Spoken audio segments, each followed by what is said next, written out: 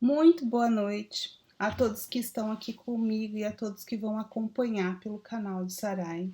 Nós estamos mais uma vez na nossa quarta-feira fazendo o estudo desse livro, O Homem Integral. É o segundo livro da série psicológica de Joana de Ângeles.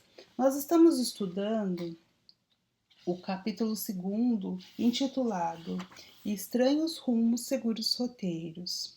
Nós precisamos pensar que no capítulo anterior, Joana nos trouxe a questão dos fatores que perturbam, ou seja, os fatores de perturbação da nossa vida. Lembrando que o objetivo da série psicológica é o autoconhecimento. O autoconhecimento à luz do Evangelho de Jesus, eu estou falando por antiguidade, tá? O mais antigo, o Evangelho de Jesus, e também a importância. O Evangelho de Jesus, a doutrina espírita e a moderna psicologia.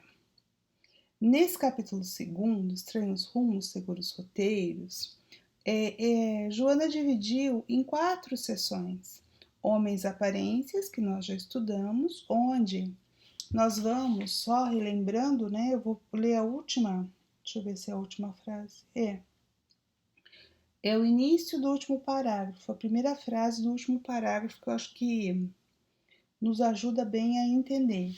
Ela vai ligar a questão da aparência social, aquilo que nós muitas vezes somos obrigados a parecer e não a mostrar exatamente o que somos, porque somos espíritos imortais, filhos de Deus, numa escalada evolutiva.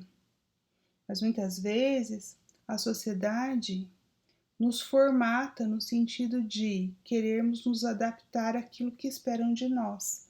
É por isso que nós vamos usando certas máscaras, dependendo do ambiente no qual nos encontramos, e dando pouca importância ao idealismo. Então, nesse capítulo, Joana vai nos trazendo os perigos desse tipo de atitude. Por quê? Porque quando nós nos algemamos ao que a sociedade espera que nós façamos, nós estamos abrindo mão de um direito que temos desde a nossa criação, ou seja, um direito divino, que é a liberdade, o livre-arbítrio.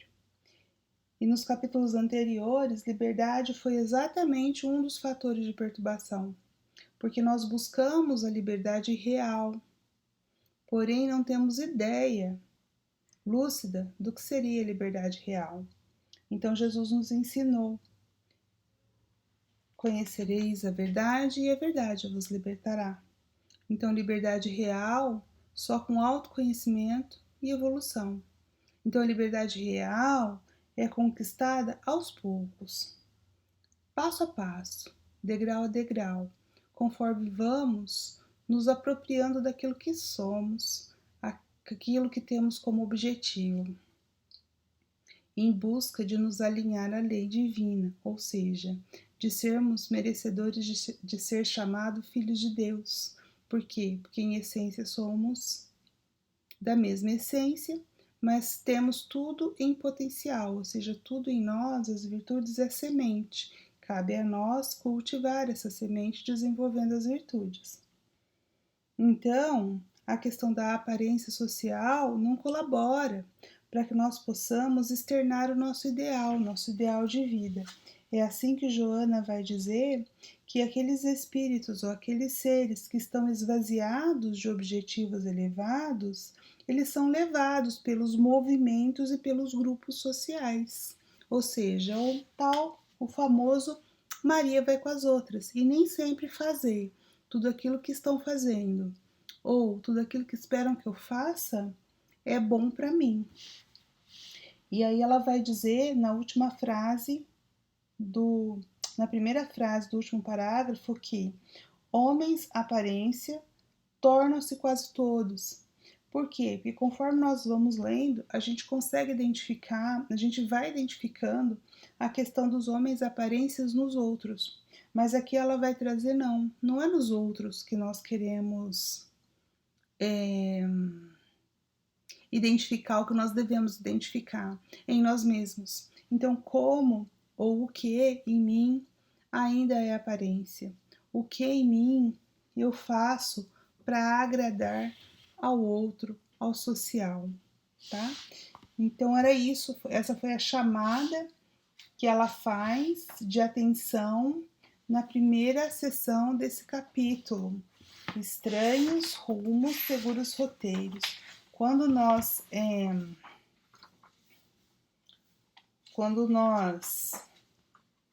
acabamos essa sessão de Homens Aparência, a gente até fez uma conclusão, a gente mais ou menos tentou entender por que esse nome do capítulo, Estranhos Rumos, Seguros Roteiros. Seguros Roteiros é o Evangelho. Jesus nos deixou um seguro roteiro. E os rumos parecem estranhos, porém são seguros. Estranhos de que ponto de vista? Estranhos do ponto de vista da vida social, da sociedade moderna. Aquilo que Jesus vem pregar, que é o perdão, a caridade, o bem-estar conosco mesmo. Aí chegamos na segunda sessão, que é a fobia social. Fobia, como todos nós já sabemos, está relacionado ao medo. Então, se eu, muitas vezes, de um lado da gangorra, posso estar sendo levado pela sociedade por aquilo que ela espera de mim, dependendo das situações e dos traumas que eu sou exposto, eu posso ter um movimento contrário, por outro lado da balança, outro lado da gangorra, e fugir do convívio social por achar que aquilo é ruim para mim. Mas assim, nem 8, nem 80, nem homens aparência, aquele que está na sociedade e quer parecer ser para se encaixar no grupo, e nem o isolamento social, nenhum nem outro, mas o meio termo, conviver em sociedade, porém sem se contaminar com os vícios da sociedade, mas sim desenvolver em si mesmo as virtudes, porque as virtudes são para ser desenvolvidas em nós e não cobrarmos que os outros tenham. A partir do momento que vamos mudando, nós podemos mudar e ser exemplo para o entorno e assim construir um mundo melhor a partir da construção do nosso mundo interno.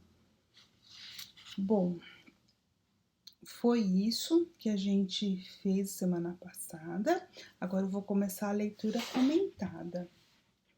Os estados fóbicos desgastam-lhe os nervos e conduzem-no às depressões profundas. São vários esses fenômenos no comportamento humano.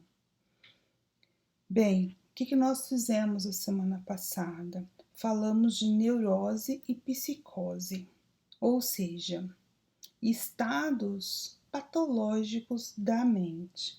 A neurose como um sofrimento psíquico e a psicose como um transtorno mental mais grave. Então, esses tipos de transtornos causados por situações que o indivíduo vive e introjeta em si, que é o que ela está chamando de estados fóbicos.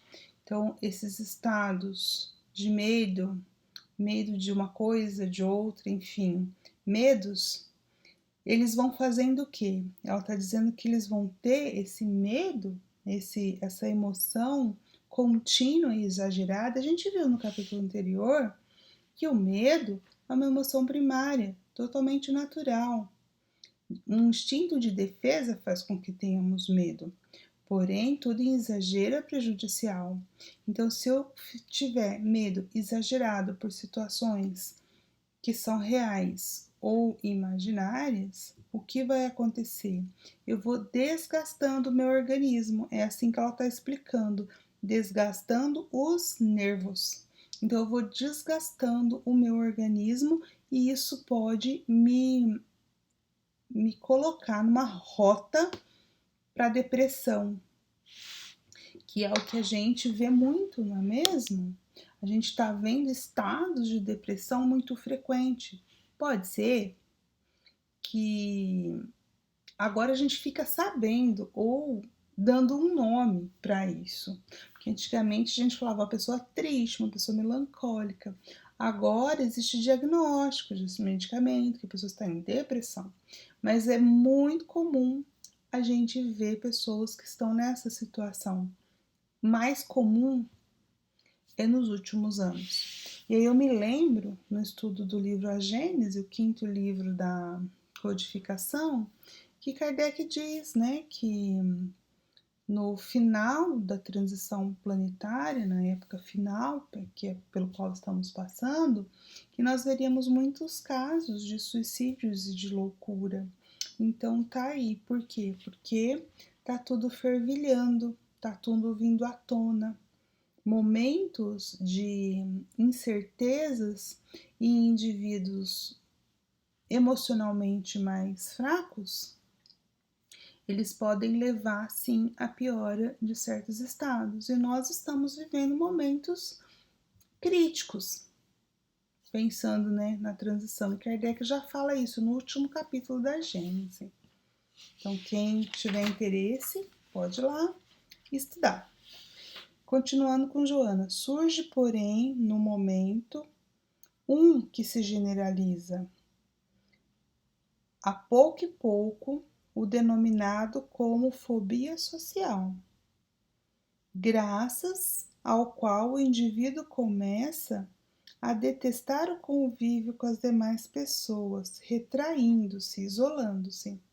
Então, ela disse que esses estados fóbicos desgastam os nervos. E aí ela fez geral, agora ela está especificando. Dentre esses estados fóbicos, nós podemos destacar um, que é a fobia social, que é o tópico, o tema dessa sessão, desse capítulo. Na fobia social, o que acontece? O indivíduo, ele retrai-se e isola. Daí vai ligar com o capítulo anterior. Vocês se lembram que a gente teve no capítulo anterior, na verdade, dois temas. Um fator de perturbação era o medo e outro fator de perturbação era a solidão. Então, quando eu falo da fobia social, eu vou trabalhar esses dois fatores de perturbação que ela trabalhou no capítulo anterior, o medo e a solidão. Continua Joana. A princípio, apresenta-se como forma de mal-estar, depois como insegurança, quando o homem é conduzido a enfrentar um grupo social ou o público que lhe aguarda a presença, a palavra. Quantas pessoas nós não conhecemos, talvez nós mesmos, que são assim? Eu tô falando talvez nós mesmos, porque a gente conversa aqui como um grupo, né? E a gente sabe que algumas pessoas têm isso. Então a pessoa, ela tem esse medo de falar em assembleias, no público em geral. Mas o porquê esse medo, né? Aí a Joana já está dizendo, isso tem origem aonde? Na insegurança. Insegurança do indivíduo de revelar aquilo que ele pensa, aquilo que ele é. Então, se ele tem um idealismo, o que acontece? No grupo social, quando ele é convidado a conviver nesse grupo e a se comunicar, se expressar, ele sabe. Ou ele usa máscara, que é o caso dos homens da aparência, ou ele vai revelar aquilo que ele é, que ele sente. E ele tem medo por isso, justamente por quê? Porque viveu ou foi educado para não revelar aquilo que sente. Então, como é que começa essa fobia social? Primeiro, com um certo mal-estar em estar na presença de um grupo. Oi, Roseli, boa noite, seja bem-vinda. Primeiro, por estar na presença ali de um grupo. Depois, isso vai aumentando até que a pessoa queira se isolar. Olha que ela continua falando. O grau de ansiedade foge-lhe ao controle, estabelecendo conflitos psicológicos perturbadores. Olha só.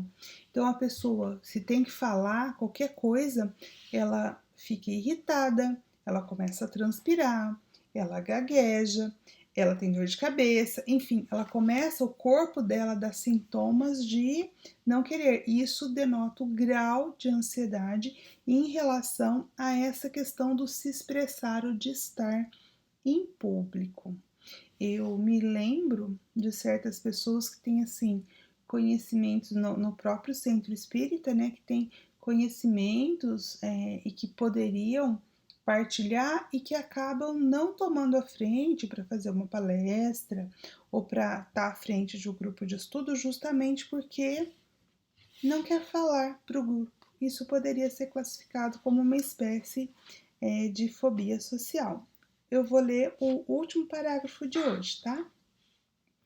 A ansiedade comedida é fenômeno perfeitamente natural. Aqui, Joana está lembrando que a gente já estudou, porque a ansiedade também foi um fator de perturbação tratado no capítulo anterior. E ela disse isso, que a ansiedade dentro dos seus limites, assim como o medo dentro dos seus limites, ela é salutar, né? Ela vai nos dar um caráter de uma expectativa. Isso é bom. O problema é quando essa expectativa moderada se transforma de tal maneira que vai ter efeitos físicos desagradáveis no corpo físico. Aí ela já fugiu do limite de uma expectativa. Olha só o que Joana vai dizer. A ansiedade comedida é fenômeno perfeitamente natural, resultante da expectativa ante o inusitado, em face do trabalho a ser desenvolvido, diante da ação que deve ser aplicada como investimento de conquista, sem que isso provoque desarmonia interior com reflexos físicos negativos, tá vendo? Então é isso, uma pequena cidade dentro dos limites perfeitamente natural. Fugiu do limite, está me causando desconforto. Tem gente que tem dor de barriga quando está ansioso, tem gente que tem dor de cabeça, né? E por aí vai os sintomas. Então a gente tem que tomar cuidado, quer dizer que dor no estômago, né? Quer dizer que a ansiedade já está fugindo ao controle. E isso, gente, na nossa época, agora atualmente, está cada vez mais comum nós falarmos disso. Eu não vou falar mais porque nós já estudamos, né? Bem a fundo com Joana no capítulo anterior.